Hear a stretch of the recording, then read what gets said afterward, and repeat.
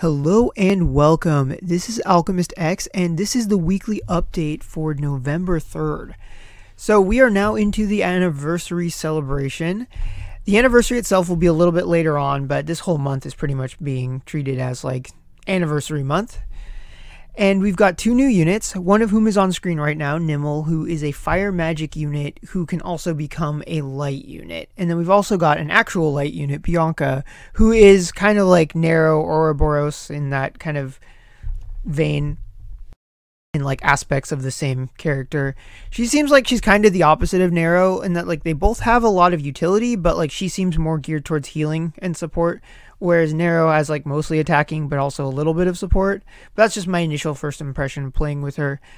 A couple things I wanted to note is that while I think they're both very, very strong units, they will both be very, very expensive to get. Bianca even more so because she's got her full Gates of Enlightenment, so that's a lot of shards you would need to get.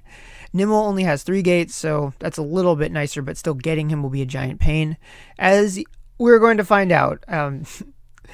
But in other news, Gate 7 is finally here, and a few units have it, including the Ninja Trio. So that was nice for me to find out, because I was worried that they weren't going to get it until later, which would have been a bummer because in Japan they were released with Gate 7. So that's one less thing to worry about. So that's a really hard gate to summarize. In short, it gives you some stat increases, and then it gives you access to like a thing that you level up, and as you level up it gives you more stat increases, and depending on the unit it'll also give them a skill that does something. And it's going to be released slowly, but it'll also involve a mechanic where if you use certain groups together they will get a stat boost, and that was called genealogy in Japan. In global, it's looking like it's called Enlightenment Bond, but it's the same thing. Right now, they just have it for the Edgar, Fiona, Donteris, and then the Millis and Lofia. And correct me if I'm wrong in the comments, but my understanding was that originally you had to have all the units involved to have gates 1 through 7 mastered, which is a lot. And then they changed it later that only one of the units in the group had to have all 7. So I don't know if it's going to follow that same trajectory or not, or how long it will take to switch if it does switch.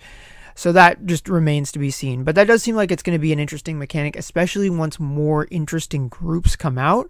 Because like the ones that they have right now, they're all right. But once we get like Scarlet Flame, for example, that could be a huge boost, because those are units you're going to want to fully max out anyway because they're so good, like Gerald, Vettel, etc. Or I'd like to see Templars, because that's kind of what my jam is. So I'm going to probably do a separate video just all about Gate 7, because it seems like that could consume more time than I'd like to spend in just the overall weekly update. But with that out of the way, let's go ahead and take a look at the content. Okay, let's start with the challenge board. The Elemental Shard challenge boards are back, so I'd look forward to one of these every week the next 28 days. There's also one for Fiona, who is one of the units that has Gate 7. She's a good support unit, so it's nice to see her getting an upgrade. Then we've got the Battle Pass. Or, no, I guess they call it the Season Pass in this game. Sorry, that was my inner Genshin player coming out. So, the top half of this is free to play, and then the bottom half you have to buy the Premium Pass, and that costs $25. So definitely not a must-have by any degree, but I definitely went for it. And I think that if you were in the camp of you were considering buying the $30 gem bundle, instead of buying that, I'd just buy the Battle Pass. Get slightly less paid gems, but better prizes overall. So now let's take a look at the quest. So aside from Genesis, there is not a ton going on. Mostly just a daily quest for rune type materials like crafted mallets, scales of enlightenment, which is great. Just keep giving us more and more free mallets. I want to see as many mallets as we can possibly get. And then the countdown quest is going as well. And I don't always point out the vision clear, but because the vision clear is all, definitely more noteworthy than usual. So as far as the Genesis quest itself, if it's your first one, it's like any other box event, where you do the maps, the different maps unlock the corresponding bosses. So Normal unlocks the normal boss, hard boss, EX boss, etc. And then buy stuff with the event summons. So there's some pretty good stuff in here. Like if you want to be able to enlighten Nimul, you're going to need to do this. And Mira and Nyx as well have their gate 5. So you're going to find the stuff in here for that. So I've been looking forward to Nyx's gate 5 for a while, for example. So I'm going to have to play this and get that far into the box to get it. But there's lots of other good prizes in there too. So overall, even if you're not that interested in Genesis units on the whole, still some good prizes to be had. So I don't normally always do this, but let's go poke around in the shop for a moment because there's some noteworthy stuff and some stuff that is of questionable worth in my opinion. But first we've got the anniversary shop, and a lot of the stuff in here is paid gems. If it's not paid gems, I just buy it immediately because it's like 4 zenny each and pretty just universally good stuff. You can get a relief selector for 444 paid gems. I don't think it's worth it. I think we'll get enough of those for free and or the season pass. The gear selector, however, is a pretty good deal if you've got gacha gears that you still want to get. I'm thinking of getting the Cup of Ruin myself just because that gear has always seemed to elude me, and then every time I get a gear selector there's always something I want just a little bit more, like the Ring of Ladon for example. If you're extra elemental shard hungry, the 50 shards might be worth your while. I do not recommend the character soul shard selector because it's only normal pool. We've been getting enough of that for free. So enough about that shop. There's also one gem shop with some okay stuff in here. If you got extra paid gems, or if you're like me and you like are always trying to get your paid gems down to like a multiple of 100, then these one gem shops can be good for that, if for nothing else. But there are rainbows in here, and so there's been so many good units out lately that my shard selection or collection has gone down quite a bit. So more shards the merrier. There's also a 4th anniversary celebration coin shop, and this one is interesting for 2 reasons.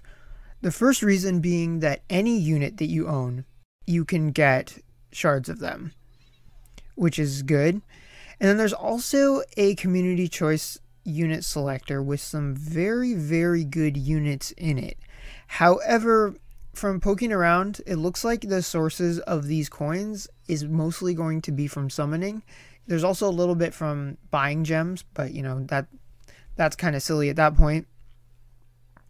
So based on what's currently available right now, you would need to summon on one particular banner many, many, many times in order to be able to get this selector. So for the amount of people like that could conceivably do that, it might not even be worth their while. But that's just what's available right now. This shop is going to be around for a while, so that might change in the future. If anybody has more insight on the workings of those 4th anniversary coins, I would love to know. Because right now it seems like they're kind of nice to have if you were already going to do the thing anyway. But it's not worth going out of your way to do it. But that's just my take with the information I've got right now. So yeah, that is about it for the content section. So now let's go ahead and take a look at the banners. Alright, let's talk banners. So first and foremost is the gem return banner. So definitely do this. Everybody do this. Go as far as you can. Do this before you do any other summoning or any other type of gem expenditure. Just 100%. It's only around for a couple more days.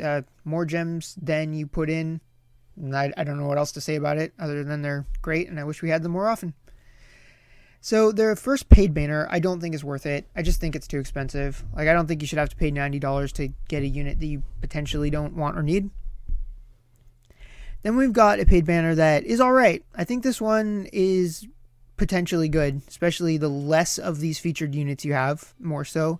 But also you get 200 of those coins, and those could buy you soul shards of units that are very, very hard to get shards for. So all around, this one is solid. Alright, now let's talk Nimul and Bianca and the 5-step nightmare that is these unlimited summons. So as much as it sucks, it is the best way to get them. Nimul's not available in the shops, and you just have to do this banner a bunch of times. Usually you would do it 5 times, like five laps in total, and then you get yourself 125 shards that way, and then combine it with the 25 shards from the mercenary milestone and transmute. And if you're really, really lucky, you'll pull him before that happens. But a lot of people won't. So that's why I say that just no half measures when it comes to these banners. Like, either spend enough gems to go all the way to transmute, or just stay away from it. You know, these rerun, as we can see from Nimul, Inaku, Mira, and Nyx. So if you don't have enough gems to get it now, I would recommend just saving and free yourself up, rather than like spend a bunch of gems, get part of the way there, then you don't have access to the gems and you're stuck waiting until you have enough to transmute. And I just don't recommend that. So same insight for Nimul as for Bianca, because the structure is exactly the same. And then also for any of the rerunning ones, but I wouldn't recommend the reruns as much unless you're like a kind of a special case. I double don't recommend the Julian Ambrosia one, because they can at least be bought in the Louise shop as far as shards go. Now let's talk about the coin banners. So each step will get you 200. So you can get a total of 1,000 coins per banner. If you're interested in trying to get Nimul in particular, I would only do this if you have a huge excess of gems, where like you could do this and still have enough to transmute and get the memento.